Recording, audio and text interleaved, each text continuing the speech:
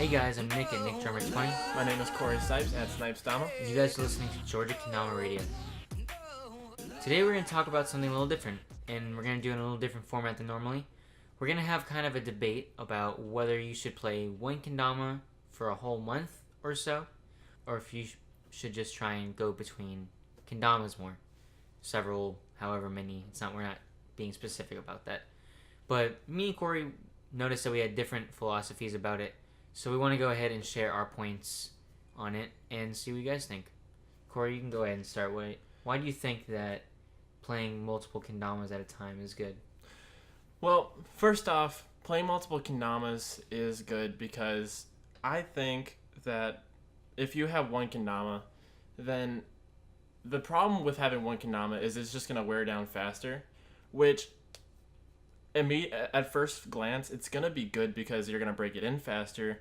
However, once you get past that breaking point and it's past its honeness, I would argue that the kendama is going to start to degrade and you might not hit as many tricks with it. Whereas if you have multiple kendamas to switch between, your kendamas are not going to wear down as fast because you're not spending as much time on each ken. And more importantly, on top of that, I would say it's less frustrating because let's say you're out trying to film a trick, right? And all you have is that one specific kendama and you are grinding really hard on this one trick. What if there's a kendama out there, or in your collection is what I'm speaking about, and you just can't hit anything, but you could switch it out, and let's say it's a lunar trick and you're playing with a TK16. TK16s are notorious for not being good with lunars. But you have a sleigh dog. Change it out and you can get a lunar trick very easily, or more easily, I'm sorry. And I just feel like it'll be less frustrating and you won't spend as much time destroying the dama when there's not a need to, when there's another kendama that you could use way easier. Mm-hmm. But that's my thought on just the breaking in aspect. What do you think? As far as I look at it, certain kendamas, they break in faster than others. So, if you do have one kendama, yeah, it's going to break in faster. Yeah. But depending on what the kendama is, it's going to stay basically honed for longer. Yeah. And it won't be as easy to break in. If you take care of kendama too, as in gluing the spike and doing what you can to not drop it over concrete, certain things like that, it's less likely to just totally go out on you. And because it's going to stay pretty good for a lot longer than you think, I would argue that it's having it not be fresh, basically break in faster, is going to be good because most kendamas stay pretty good for a lot longer than people think. Yeah. It all comes down to what kendama you have too. If you just have like a full beach kendama or something like that, or then it's gonna likely break in faster than you want it to. Yeah. But if you have a more premium kendama, or just a kendama that has woods and paints that stand up over time, then it's going to be a very good kendama for a long amount of time. I mean, I could agree with that. I think that it really does come down to which kendama you are talking about because every kendama is different. So it's hard to put a label on whether or not you should use it, the whole month or not. But I would also argue that I think it's good to have multiple kendamas, basically because I think switching between kendamas makes you better at, I guess, getting a feel for a ken. And what I mean by that is, say that you're at a big event like MKO or KWC, and correct me if I'm wrong, but I do believe those events allow you to have multiple kendamas for the competition. I think it's a maximum of 3. I'm not really... Something like that, yeah. I know you can get more than one stamped. Yeah, so you can use multiple kendamas, and there's a reason for that, and that's because just some kendamas are better than others at some tricks. And if you're going to go up on stage and you're going to use a specific kendama, and all of a sudden there's this trick that's super hard for that kendama, or you just know ahead of time that the next time you play up there the kendama you used last round wasn't as good for whatever tricks you were doing, you can switch it out and now you have a ken that might be a little bit better. It's just a little refreshing, I would say, because it gives you that different feel. And once again, I would argue that playing with multiple kendamas is good because it's just going to get you better at adapting to different ken styles. Because let's be honest, there's different ken styles where, like, for example, there's prime kendamas where the cups are bigger and they're quote-unquote next-gen, where everything's a little bit easier, but you might have been playing with an Azora last round, and there's going to be a difference there, and you may have to take a second to adjust to that before you play with it. But the more you do that, through your ken career, I guess I'll call it, the better you'll be at doing that. And I would argue that if you play a whole month of just one kendama, or just, if that's just your thing, like you just always just play one specific kendama, you may rely too heavily on one kendama. And that could be a downside. Well, I think that playing one kendama over time, a longer span of time, what that's going to do is make you really understand what you're good at, and less at what the kendama is good at.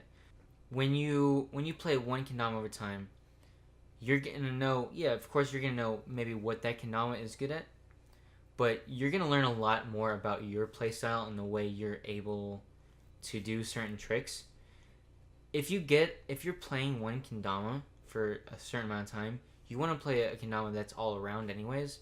Yeah. So you don't want to get something that is extremely lunar heavy, extremely gunslinger heavy. You don't want to really play anything too slick, or if you do play an Eddie, it's going to break in likely, but you don't want to play a really polished heavy wood. Mm-hmm. That way it's going to break in over time and it's going to get that attack. When you play one dama over time, it's going to be, you want to have an all-around kendama. Generally, kendamas that are lunar honed, they tend to be not too bad for gunslingers. And then once you have a good tama to go with it, honestly, you probably don't need another kendama. So when you have one kendama to play over a certain amount of time, not only will you learn what you like about kendamas itself, because you have more time to deal with it. I kind of understand, like, having multiple kendamas, you understand the difference between them. Yeah. But when you have one kendama for maybe a month or so, not only will you understand what the kendama may be good at, but you'll also have, like, a really deep, like, understanding of that. And I would argue that after 30 days, you know a lot more about that kendama than you would have with several kendamas at one time. Right. You might not be playing that kendama again, or you might get it again because you thought it was really good. But because you played with it so long, you really understood what it's good at, what tricks you're really into doing on it, may be better than when you have several kendamas at a time. Mm-hmm. As far as Kendama World Cup or MKO is concerned, I really think that it's not good to have several kendamas. I think really at most you need to have two in case one breaks or something, and at that they need to be very similar. Because you might be good at adapting to different kendamas, but you really need to know how you are with that specific kendama, because you're going to be doing all these tricks. You can't switch out, like, randomly on Right, stage. yeah, you can't do it, like... You can't be like, oh, this is a lunar trick, I need to get my lunar kendama. Oh, this is a gunslinger trick, I need to get this gunslinger kendama. You need to be really good at every trick with that kendama. So if you have spent a long time with a kendama, and then before a contest you get a totally new kendama, even if you've had it for 5 days, it's still not going to be what you're used to.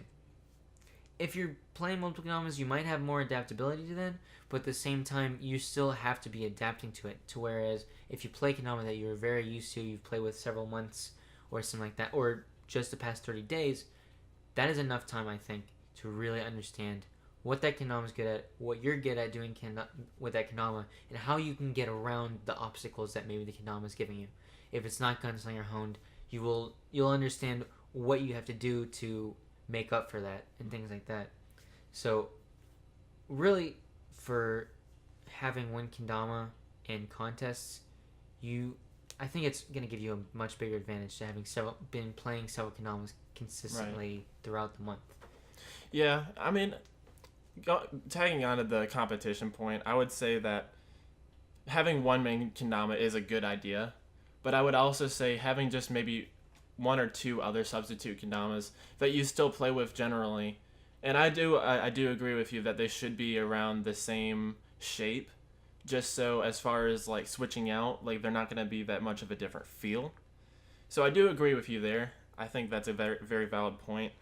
But I would also argue that, and this is just me speaking from personal experience, I would say that just playing with one kendama sometimes can just be very, how can I put I would say that it can be very boring after a certain point, because I've played one kendama before, like just straight up like 30 days or longer than that even, and by the end of that life cycle I'm just I'm ready to move on, or it's just it gets kind of aggravating because some tricks will end up being less honed, and this also just depends on what kind of kendama you're getting. It could be that if it's a beach and it's just degraded so fast, like you said earlier, like it just depends on what kind of kendama it is. If it's premium, then it might last longer, but I find myself getting bored of kendamas pretty fast, and that's why I like to switch out between them. And adding on to that point, I would say that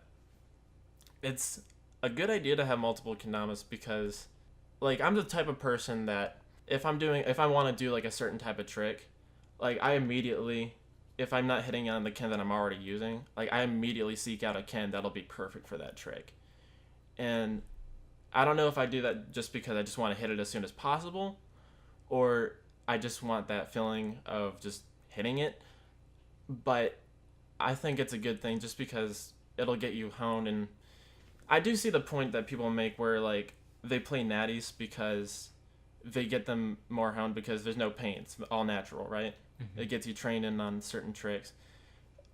I think it just depends. I think having multiple kendamas just gives you that option. You have it in the back of your head where if you're just not hitting a trick, you can switch out, and if you're still not hitting it on that ken, then you just know it's not the day to hit it. And it takes away a lot of the frustration factor, I feel like. Yeah, I mean, having multiple kendamas can be good for just deciding, like, this isn't working on this one, I need to use a different one. But when you play kendama as long as we have, I think we really start to find the kendamas that aren't just good at one thing. Yeah. As long as you get one with decent weights on all the points, as far as between the tama and the ken, and between the serato and the sword. If you have an all-around dama, you don't really need to switch them out. Yeah. That's honestly the kind of kendamas that I've been seeking out recently, are kendamas that are all around good. So kendamas that can do gunslingers, that can do lunars, and then have a certain amount of tackiness for the tama, and a large enough bevel that A, birds are going to work, and B, spikes are easier. If you have all those points, honestly, like that's a very good all-around kendama, and I don't really see a whole lot of or a need to change kendamas. If you're having some frustration, I can see that, but I don't totally disagree with having two kendamas maybe. Yeah. But really having more than one kendama is going to ultimately make you think, I can't do it because I'm using this kendama. I can't do this right now because I don't have a kendama. Like, you need it. It's all up to the person, but I think it's a big psychological thing to play with one kendama and be like, I'm good at kendama, and this is just what I'm using right now. Yeah. Rather than, I'm good at kendama, but I'm only good at this trick when I use this kendama, So, it can be kind of a head game. And a lot of it is, when you're saying getting bored to everything, that is really, again, up to you as far as if you just have if you're the kind of person that wants to use a kendama a long time, if you just don't like just playing with one kendama for a long time, that is perfectly okay. But it's really getting yourself into the mindset of all of it.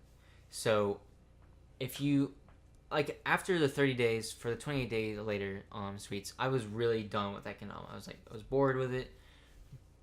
And I would say I was frustrated, but that's mostly because I had to use that kendama for tricks. Yeah. I play kendama in a way where after a certain time, I will get bored of it. And it might be a month. It might be 3 months. It might be 2 weeks. It might be, honestly, 7 days. It depends, depends on how good the kendama is. And if I find that kendama is really working out for me, I'm less likely to get bored of it. Right. We all have those kendamas that we consistently go back to. And that doesn't, playing one kendama doesn't mean you don't go back to another kendama. It mostly just means that when you're going somewhere, let's say you're going to a Georgia Jam, you need, boom, got my prime or whatever you have, whatever's your go-to Dama. Got it. It's on your side. Maybe you throw another one in the back or another Dama in the backpack because it's new or because you just want to have another one. But like as soon as you get to the jam, I'm gonna pop this out. I'm gonna start getting like honed in on it, and I'm gonna start winning prizes and playing games. Right. Whereas, when you have to get more kendamas, you kind of make the decision like, do I want this one? Do I want this one? This one, which can be harder or easier for certain people. And then also, when you get there, you're like, well, I don't know which one I want to play with right now, and you make the decision eventually, but it's not as instant of a thing. So, I mean, that's what I think about as far as playing one Dama and the aggravation and all that of it. Yeah. I think, honestly, and this is the beauty of kendama, it's such a custom thing that it really just comes down to personal preference. And I think that's the greatest part about it. And really, whether or not the listener I'm talking to right now, whether or not if you're the type of person who does get bored of a kendama, like I do, pretty fast, or if you're like Nick and you like to stick to a jammer and occasionally go back to the ones that have always treated you well. But like he said, whenever you're going to a Georgia Jam or anywhere else that you like to bring kendamas, you have that main jammer that you use for a certain amount of time, and then once you're done with it, you're pretty much done with it. You may not visit it very much again. You may in the future like your other jammers. But like I said, I think it comes down to personal preference, the kind of person you are.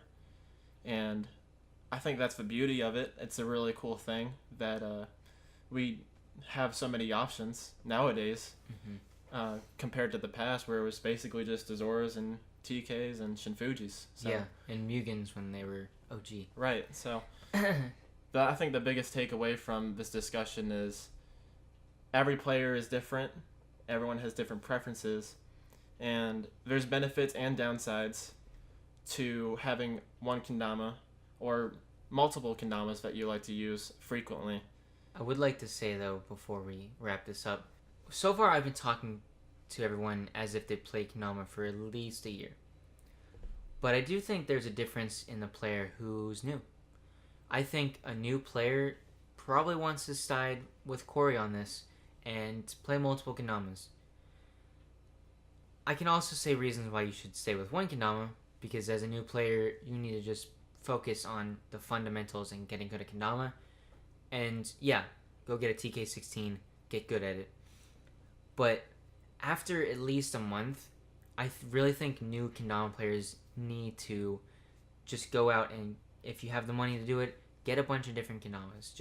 It doesn't have to all be at once, but consistently get new kendamas to learn what you like, because every kendama player is totally different, like we were saying. Yeah.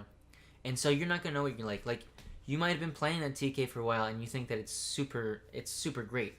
But you don't know all the damas that are out there. You should also go to, jams and things like that, because I don't know a single person that's ever told me, no, you can't play my kendama. And that's really a good way to, learn about kendamas. But you don't really know how you like a kendama until you've owned it, you've played with it a while, and you just go to it until you've started to go to it. It's much different than just borrowing someone's kendama for a little while you're at a jam. Because when you do that, you can only have it for so long. You're not going to be able to do all the tricks. You're not really going to get to hone in on it yourself. Because, like Jay Queen said a long time ago in one of his videos, a kendama will break in the way that you play. So it's going to break in differently for Corey. It's going to break in differently for myself. Every part of the kendama is different, and that's the beauty of wood. Resin kendamas or things like that, they might not do it, but they're good for other reasons themselves. But as far as beginner players go, they need to experience all that. So I would say, for beginner, you should start off with one kendama for a little while, but definitely you need to try out having several kendamas in a rotation, learning what you need or what you like. Yeah, that's what is that all around dama to you? Yeah, that's a really good point, because there's a lot of people that start out today and they get that one jammer and they stick to it a bunch, and then they get that next jammer, and then they make a post on Facebook. I've seen it a lot of times, and they'll be like, I can't believe I didn't get this dama. Like, this is crazy. Like, people just you need to explore different damas in order to figure out what kind of kendama style you have. And I will agree that and this is just from my personal experience once again, when I first started, I picked up multiple kendamas a lot more than I do today. And that's just because, like, when I was learning lighthouse tricks, bird tricks, I started out with a TK16, and the TK16s are notorious for being glossy damas. I could not bird whatsoever on a TK16. The first day I got an Azora Natty, I got it every time. So that's the difference. I mean, you'll notice it right away sometimes. Sometimes it won't be so quick to figure it out, but you make a good point. Sometimes when you're a beginner, it really makes a difference to have multiple kendamas like that. Yeah. We're all about, like, tips and everything like that on this podcast and giving you guys information. So if you're a new kendama player that you're listening to this, first of all, shout out to you for being new and finding this. But also, if you know someone, make the suggestion to them. Try out, if it's day one for them, try out one kendama for a while. But after that, get them into some other kendamas in a rotation. And I really think a takeaway from this is that my point of view is really for a person that's been playing for at least 2 years, I think. Because at this point, I've seen so many kendamas, so many variations of the same type of kendama, version 1, 2, 3, X, whatever. And I know almost everything about every kendama that I've ever played with. And it's been a long journey for me, so I know a lot about kendamas. And I can make the decision a lot more easily to play one kendama for a while because I've had the ability to play all sorts of kendamas for a decent amount of time. But as far as Corey's point goes, putting multiple kendamas in a rotation, however many that might be 3, it might be 4 or 5, is really good for if you don't know what you like. If you haven't been playing as much recently, or you haven't played a new kendama in a long time, or you just are totally new, you really do need to see what kendama you are into and find your all-around dama. The all-around kendama is going to be whatever your preference is. You see pros, they can do any trick on any kendama, but that's because that is their all-around kendama.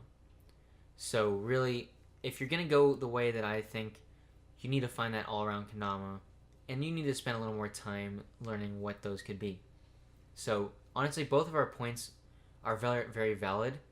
I think you just need to use them in a way that suits where you are at in your kendama, I guess, career, or however you want to call it.